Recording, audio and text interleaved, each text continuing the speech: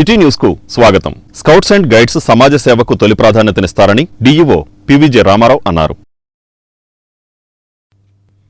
Scouts and guides సమాజ సేవతో పాటు క్రమశిక్షణకు ప్రాధాన్యత ఇస్తారని డీఈఓ పీవీజే రామారావు అన్నారు. బాలాజీ విద్యాలయంలో జరిగిన కార్యక్రమంలో ఎంపిక చేసిన విద్యార్థులకు ఆయన స్కౌట్స్ అండ్ గైడ్స్ యూనిఫామ్లు, డీఎస్పీ సిహెచ్ రాజు ఎన్సీసీ యూనిఫామ్లు అందజేశారు. ఈ సందర్భంగా వక్తలు మాట్లాడుతూ విద్యార్థులు విద్యతో పాటు క్రమశిక్షణ అలవర్చుకుని జీవితంలో ఉన్నత శిఖరాలు అధిరోహించాలని ఆకాంక్షించారు. ప్రిన్సిపల్ కొమరగిరి చంద్రశేఖర్ మాట్లాడుతూ స్కౌట్స్ అండ్ గైడ్స్ మరియు ఎన్సీసీకి ప్రభుత్వం తమ విద్యాలయానికి అనుమతి ఇవ్వడం ముదావహమన్నారు. ఉపాధ్యాయులు, విద్యార్థులు ఈ కార్యక్రమంలో పాల్గొన్నారు.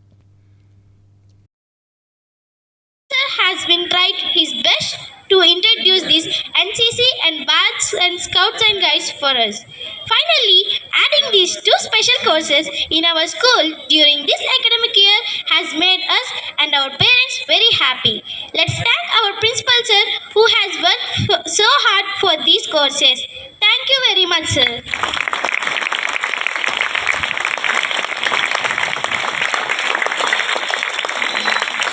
Let's know more about NCC and Bharat Scouts and Guides. India is the youngest nation in the world and we are the future of the nation. The future of the nation will depend on how we ourselves contribute to the nation's progress and development and how we make use of our potential and qualities to help others. The NCC is one of our most respected organizations that has imbibed discipline, dedication and an urge to serve the nation among the youth for the last several decades.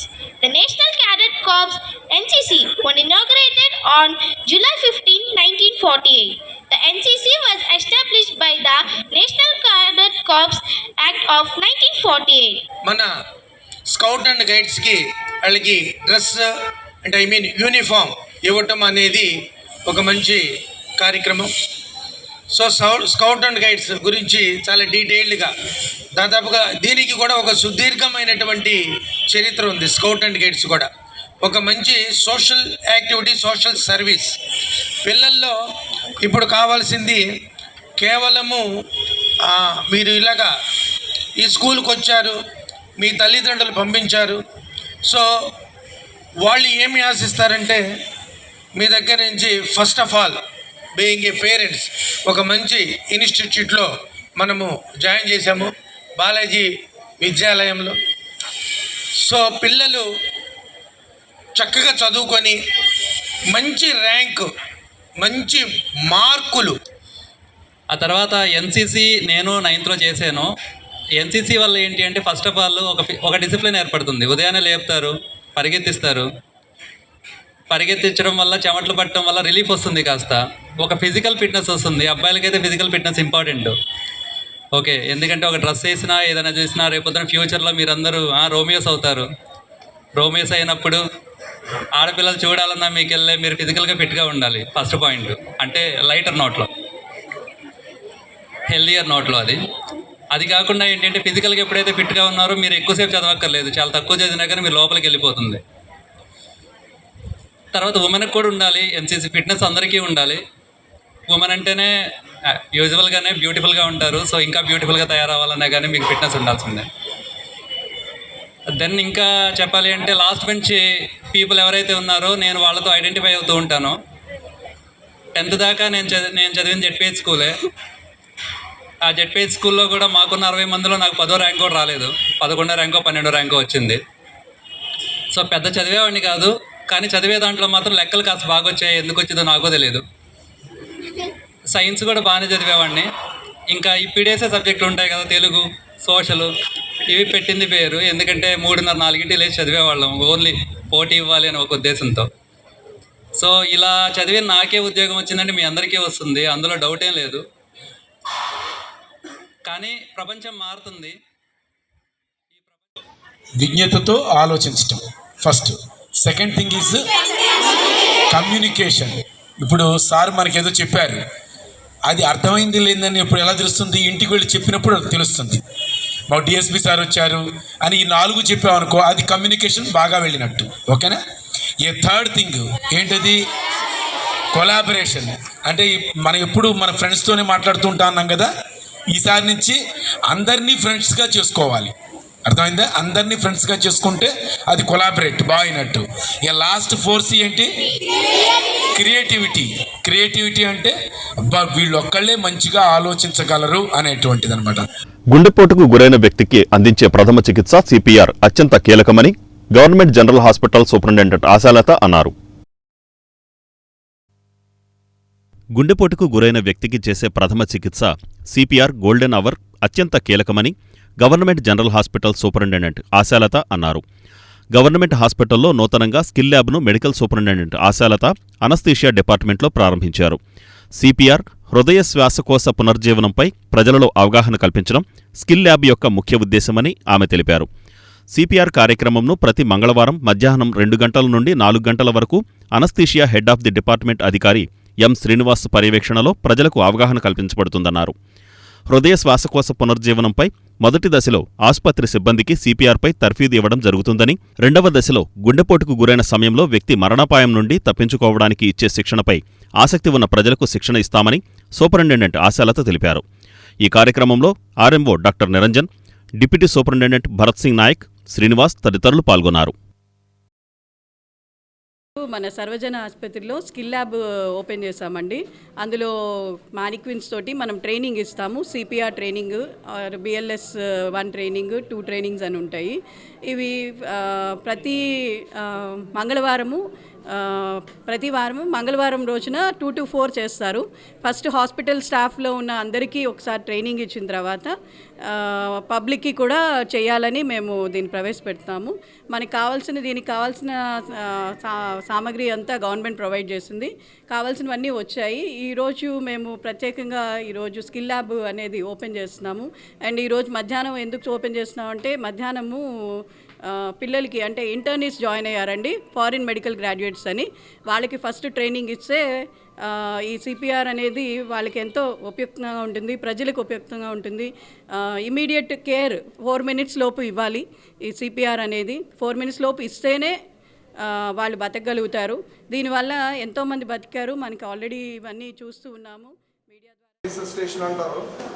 ఇదివరకు రోజుల్లో ఏం చేసేవాళ్ళు అంటే ABC అని పెట్టేవాళ్ళు, అందరికీ తెలిసిందే, airway breathing circulation అని. కానీ ఎప్పుడు చూసినా రెస్క్యూ బ్రెత్స్ అనేది చాలా టైం కన్స్యూమ్ చేస్తుందని ఇప్పుడు ఏం చేస్తున్నారంటే ఏ తీసేసి సిఏబి పెట్టారు.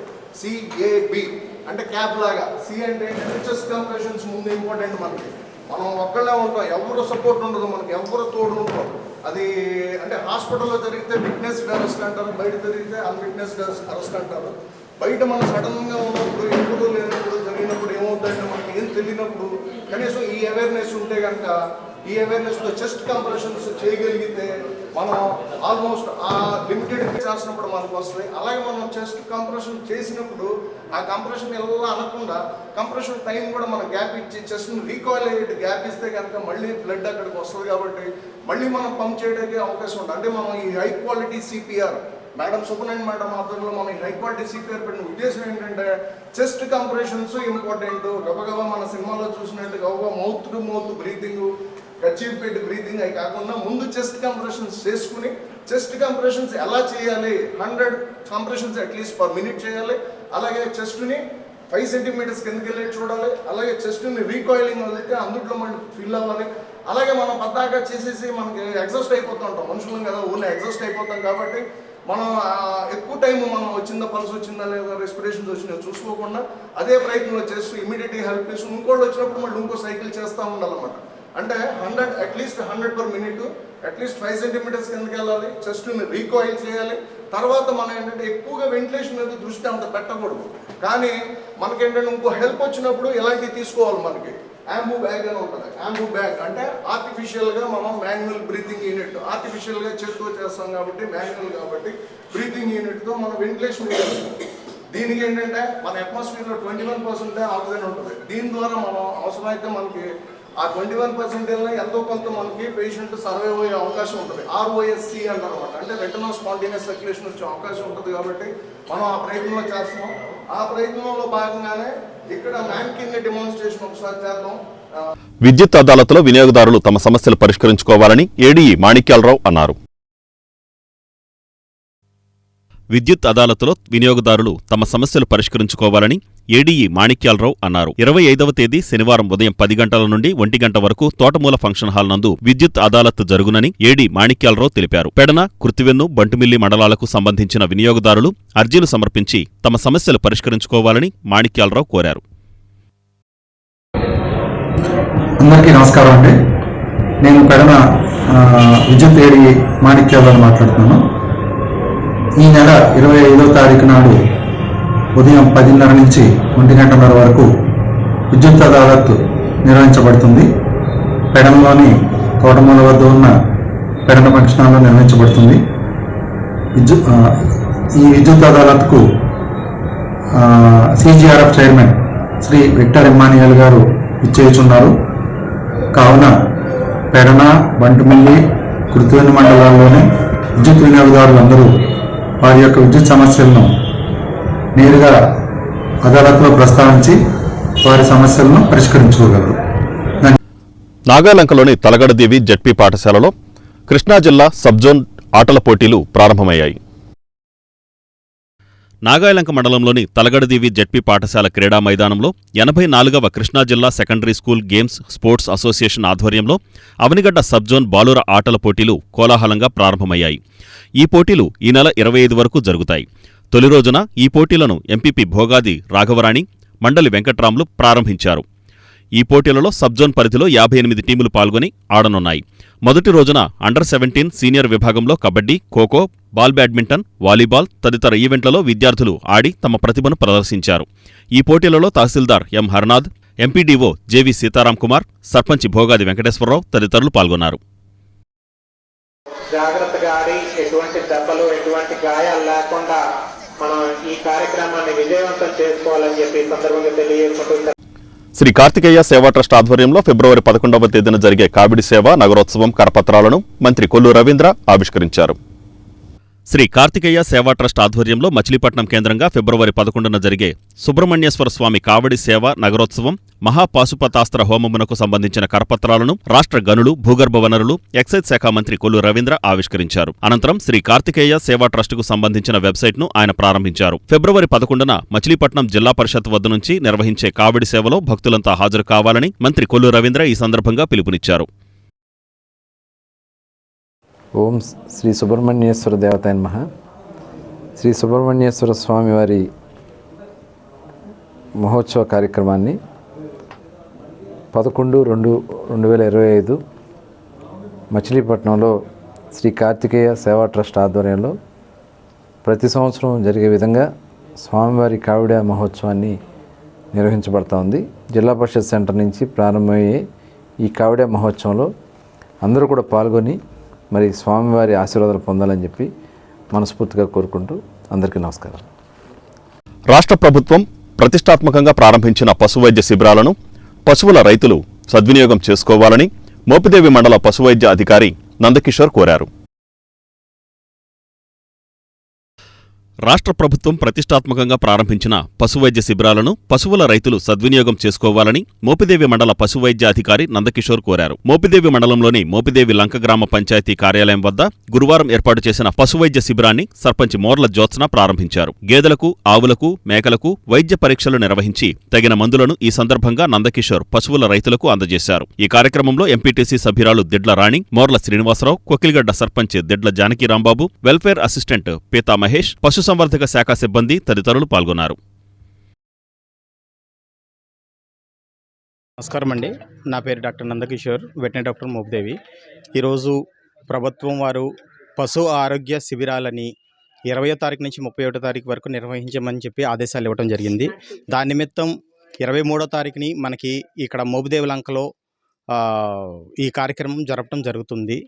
కావున దాంట్లో మన గ్రామ సర్పంచ్ గారు మరియు ఎంపీటీసీ గారు పాల్గొని ఈ కార్యక్రమాన్ని ఓపెన్ చేసి సద్వినియోగంగా ఓపెన్ చేయడం జరిగింది. మరియు మండలంలో కోసూరువారిపాలెం కూడా రెండో టీం అనేది చేయటం అనేది జరుగుతుందన్నమాట. నగరంలో శానిటేషన్ పట్ల నిర్లక్ష్యం వహిస్తే సహించేది లేదని అధికారులను జిల్లా కలెక్టర్ డీకే బాలాజీ హెచ్చరించారు.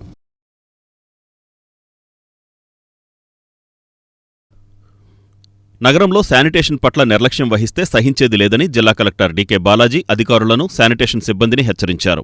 జిల్లా కలెక్టర్ 45, 46 డివిజన్లలో పర్యటించి ఇంటింటికి చెత్త సేకరణ ఎలా జరుగుతున్నది పరిశీలించారు. చెత్త సేకరించే సమయంలో తడి, పొడి చెత్త వేరు చేయించి సేకరించాలని సిబ్బందికి సూచించారు. ఇంటింటి చెత్త సేకరణ జరుగుతున్నప్పటికీ రోడ్ల వెంబడి చెత్త ఎవరు వేస్తున్నారు, ఎందుకు వేస్తున్నారని శానిటేషన్ సిబ్బంది అప్రమత్తంగా ఉండకపోతే ఎలా అని ప్రశ్నించారు. ఈడేపల్లి చిన్నశక్తిగుడి రోడ్డులో రోడ్డు వెంబడి చెత్త, అపరిశుభ్రత పరిశీలించిన కలెక్టర్ శానిటేషన్ పట్ల నిర్లక్ష్యం వహిస్తే సహించేది లేదన్నారు. ప్రజలు తడి, పొడి చెత్త వేరు చేసి శానిటేషన్ సిబ్బందికి అందించేలా వారిలో అవగాహన కల్పించాలన్నారు. ఈ సందర్భంగా కలెక్టర్ మాట్లాడుతూ స్వచ్ఛ ఆంధ్రప్రదేశ్ సాధన దిశగా ప్రభుత్వం అడుగులు వేస్తుందని, ఇందులో భాగంగా స్వచ్ఛ మచిలీపట్నం, సుందర మచిలీపట్నం సాధనకు ప్రజలందరూ సహకరించాలని కోరారు. నగరపాలక సంస్థ కమిషనర్ బాపిరాజు, గ్రంథాలయ సంస్థ మాజీ చైర్మన్ గోపీచంద్, టీడీపీ నాయకులు పివి ఫణికుమార్, గండికోట అంజిబాబు, మున్సిపల్ సిబ్బంది కలెక్టర్ వెంట ఉన్నారు.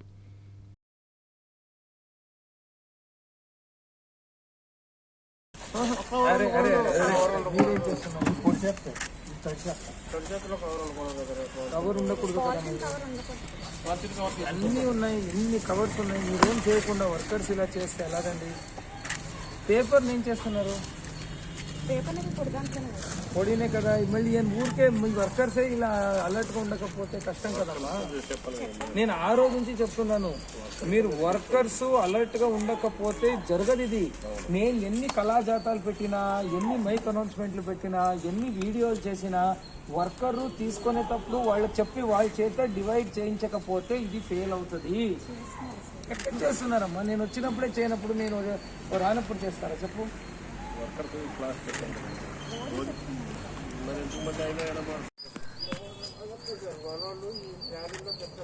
మనోళ్ళే ఇస్తున్నారు.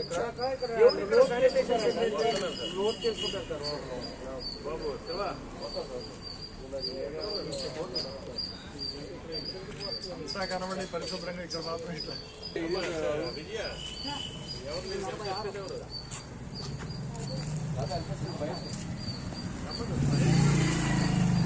వెతుక్కోవాలి, సపోర్ట్ కావాలంటే వచ్చి కమిషనర్ అడగాల.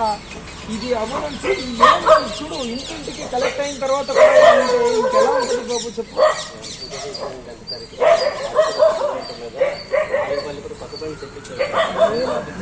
బాగా చెత్త పడకూడదు అంటే నీకున్నది ఒకటే ఆప్షన్.